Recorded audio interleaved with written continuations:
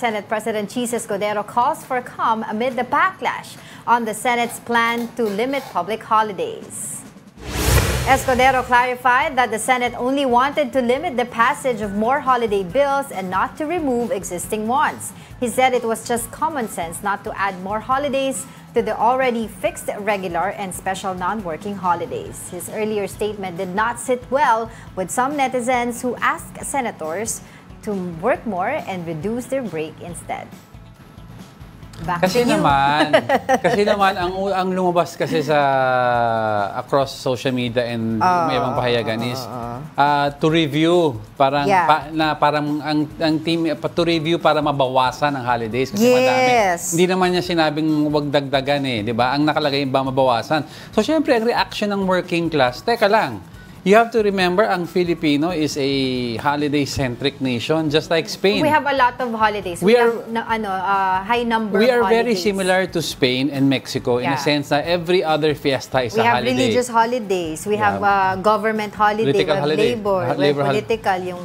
Tapos, kung babawasan mo ang holiday na binabayaran ka habang nagbabakasyon ka, kung sino ba hindi... Religious holidays. Oh. Sino ba hindi init ang ulo ng mga manggagawa natin? Di ba may interview tayo last week? Yes. Sinasabi, yan ang source of income nila, yung mga holiday. Nagdo-double pay sila, triple pay, di ba, 200%. Yes, dun sa mga pumapasok. Oo, tapos dun sa mga hindi pumapasok kasi sinasabi nila, baka daw, regular pay lang. Oo, baka mabagal daw sa ekonomiya, yung productivity. Pero if you will take a look at it, di ba, pinag-usapan natin dyan, yung mga SMEs.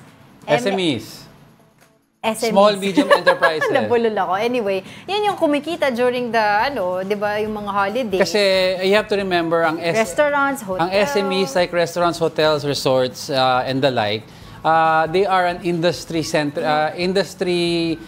service industry sila. Ang service industry po, hindi naman yan nagsha-shutdown pag holiday. All the more, restaurants, resorts, nagtatrabaho ang mga service industry. Ngayon, if you go on holiday, ang mga tatamaan are yung mga non-service. For example, corporate, di ba? Corporate sector. Pag nagbakasyon sila, yung pera na dala nila, dadalhin ngayon nila ito sa resort, sa restaurant.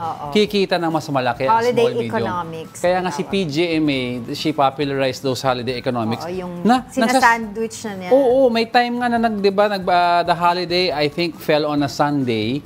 Tapos may holiday pa on a Wednesday na next week. Ginawa ni PGMA. Hanggang Tuesday. Saturday to Tuesday to Wednesday. Parang ganun.